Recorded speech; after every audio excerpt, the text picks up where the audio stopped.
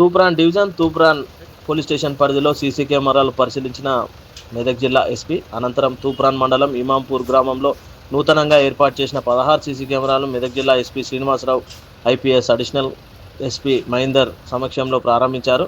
ఈ సందర్భంగా ఎస్పీ మాట్లాడుతూ అదేవిధంగా ఎస్సీ ప్రభుత్వ పాఠశాలలో విద్యార్థులతో కలిసి మొక్కలు నాటారు. పర్యావరణ పరిరక్షణకై అవగాహన కల్పించారు.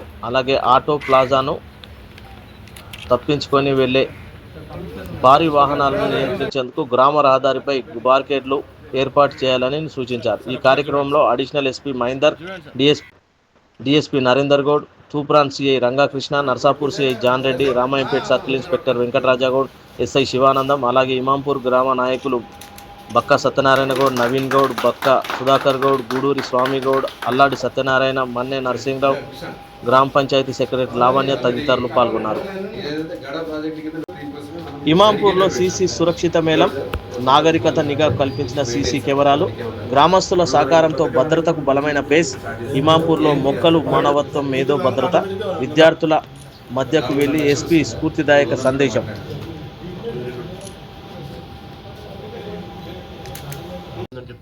కాబట్టి సీసీ కెమెరా వల్ల చాలా ఉపయోగం ఉంది. కాబట్టి ప్రతి ఒక్కరు ఈరోజు గుర్తించి అందరూ ప్రతి ఒక్కరు కూడా పెట్టుకుంటున్నారు. చూస్తే ప్రతి ఒక్కరు కూడా ఇంటికి పెట్టించుకున్నారు.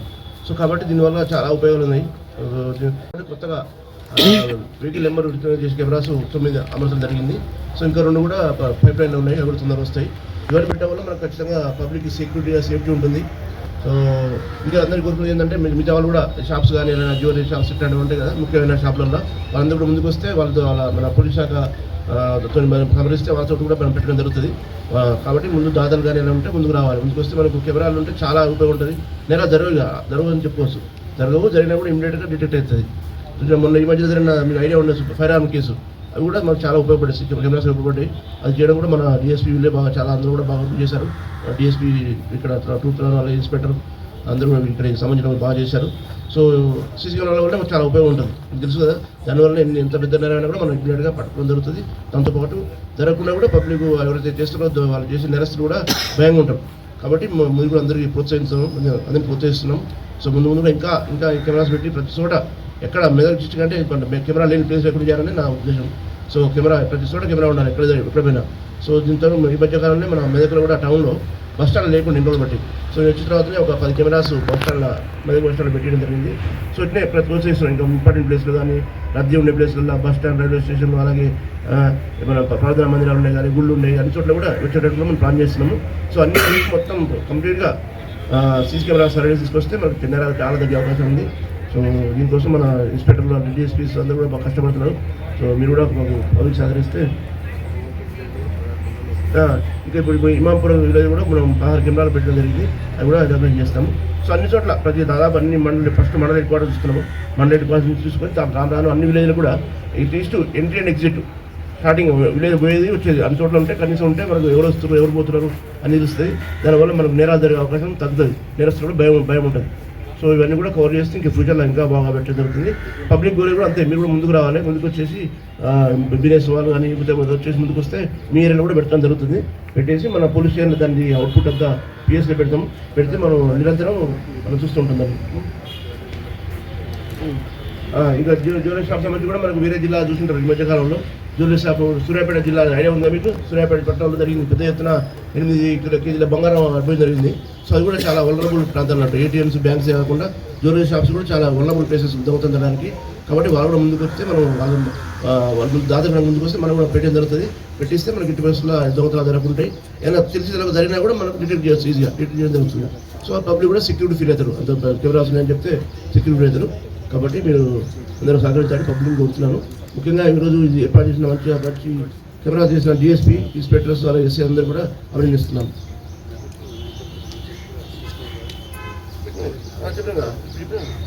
చెప్పినా మీకు ఫైర్ ఆర్మ్ కేసు, మొన్న ఫైరింగ్ కేసు కూడా దానివల్ల అయింది.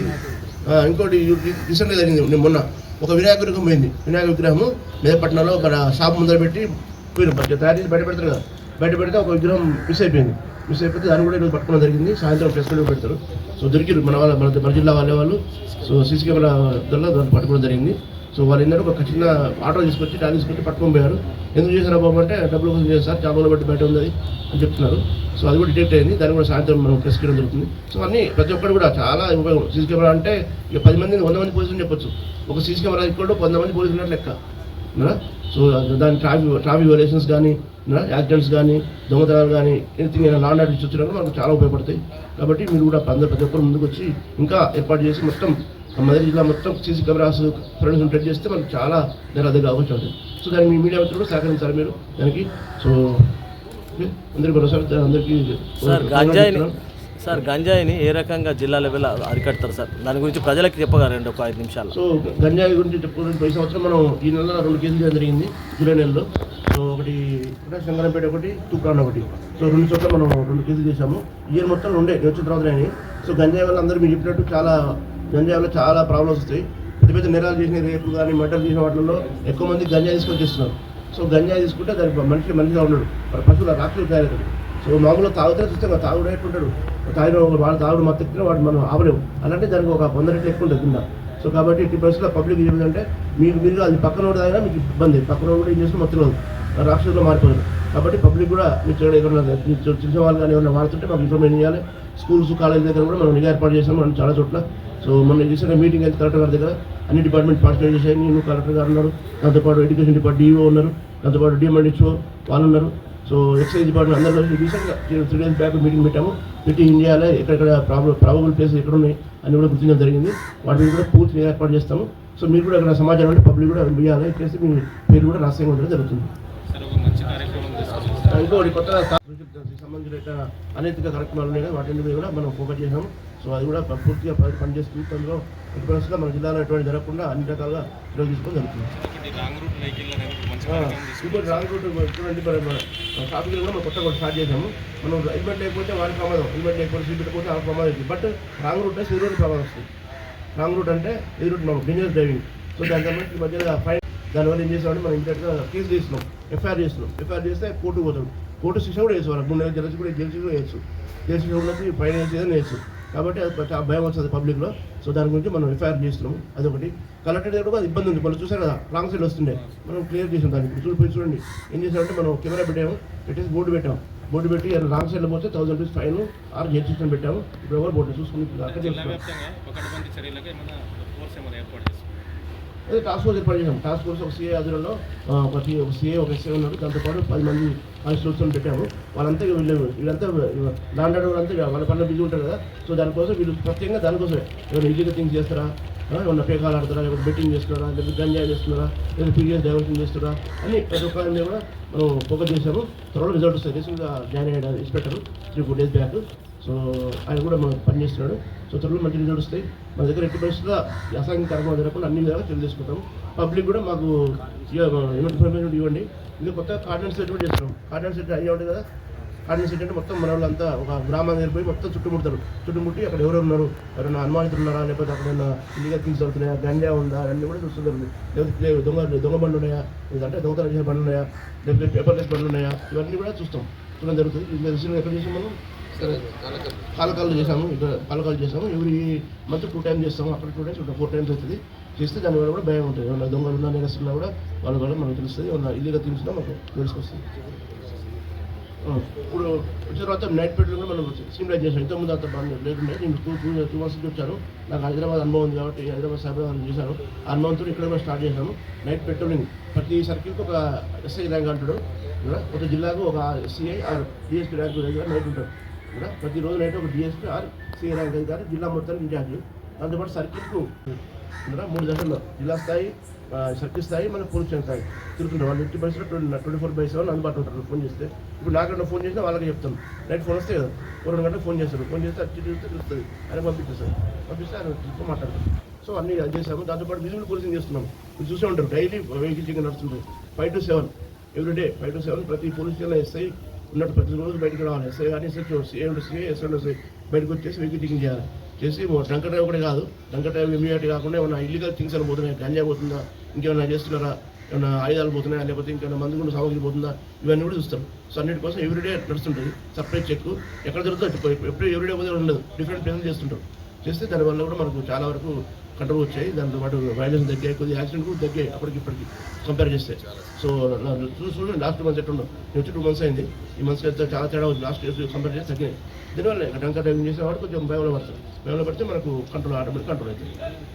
ఓకే, మీరు కూడా మంచి పని చేస్తే పాజిటివ్ రాయాలి. మన వాళ్ళు చేస్తుంటారు కదా, వెహికల్ థింగ్ చేస్తే కూడా మీరు పాజిటివ్ రాస్తే పబ్లిక్ కూడా మంచిగా ఒక కాన్ఫిడెన్స్ వస్తాయి. పబ్లిక్ కూడా పోలీస్ బాగా చేస్తున్నారని వస్తుంది. సో దీనికి అందరూ కూడా సహకరించాలి. సార్ హైవే పెట్రోలింగ్ సరిగా చేయడం లేదు సార్, కానీ వాళ్ళు ఓకే రైట్ రైట్ చూస్తాం. మేము ఎవరైతే మాకు అలవాటు పడుకుంటూ ఉంటారు, అది కూడా తీసుకుని అన్ని రకాలు మీరు చేయండి. Suggestion always welcoming your suggestions. Okay, welcome చేస్తున్న సజెషన్స్ కూడా తీసుకుంటాం ఖచ్చితంగా. అన్ని రకాలుగా ప్రజల పద్ధతి మరి మన అంతగా సొసైటీ కోసం మీరు చేసిన పబ్లిక్ కోసమే, మాదే ఉద్దేశం మీ ఉద్దేశం. కాబట్టి ఖచ్చితంగా అందరం కలిసి పనిచేద్దాం, పబ్లిక్కి మంచిగా న్యాయం చేద్దామని కోరుతున్నాం. ఇంకోటి మనకు ఎలక్షన్స్ వస్తున్నాయి కదా తొందరలో, స్థానిక సంస్థల ఎలక్షన్ కోసం మనం ఏం చేయాలంటే ప్రతి విలేజ్కి ఒక పోలీస్ ఆఫీస్ పెట్టాం. కానిస్టేబుల్కు ఒక కానిస్టేబుల్కు 2 విలేజ్ ఇస్తున్నాం. అది ఏం చేస్తుంటే అది రోజు కానీ 2 రోజులు పోయి చూస్తాడు ఏం జరుగుతుంది, కుట్రాలు అవుతున్నాయా, ఏమైనా ఇల్లీగల్ థింగ్స్ అవుతున్నా, లేకపోతే పొలిటికల్ లెవెల్ అవుతుందా, ఇవన్నీ కూడా అబ్జర్వ్ చేస్తాడు. వాళ్ళ దగ్గర బుక్ కూడా మెయింటైన్ చేస్తాడు. చేసి నేను పోలీస్ స్టేషన్ మీద కూడా అందరితో మాట్లాడుతున్నా, కానిస్టేబుల్తో మాట్లాడి నేను ఈ విలేజ్ ఇచ్చారు, ఆ విలేజ్ ఏం జరుగుతుంది, ఎట్లా జరుగుతుంది, ఇట్లా బాగుందా, పీస్ఫుల్ ఉందా, నెక్స్ట్ ఎలక్షన్ వస్తే ఏమన్నా పీస్ఫుల్ ఉందా, కుట్రాలు అవుతాయా, అవన్నీ కూడా సేకరిస్తున్నాం. అట్లా ఆపరేటర్ కూడా చేస్తున్నాం. ఎస్పీ కూడా తర్వాత కొంతమంది కొత్తలో పెట్టాం. ఎస్బీలో పెట్టేసి ఇంతకుముందు సర్కిల్కు ఒకటే ఉండే, ఇప్పుడు పోలీసులు కూడా పెట్టాం. ప్రతి పిఎస్కి ఒక ఎస్బీ కానిస్టేబుల్ ఉంటాడు. ఆ మొత్తం ఏం జరుగుతుందో మొత్తం మనకు హెచ్చరిస్తాడు. సో దాన్ని కూడా పెంచాం ఎలక్షన్ దృష్ట్యా. కానీ మొత్తం ఉండాలి, ఎస్బీ కూడా గట్టిగా ఉండాలని చెప్పి దాన్ని కూడా బలోపేతం చేసాము. దానివల్ల కూడా మనకు రిజల్ట్స్ వస్తున్నాయి. సో ఫ్యూచర్లో కూడా ఇంకా కార్యక్రమాలు చేస్తాం. ముందు కార్యక్రమాలు చేసుకుంటూ పబ్లిక్ సేఫ్టీ ఉండడానికి ఇంకా మెరుగైన చర్యలు తీసుకోవడం జరుగుతుంది.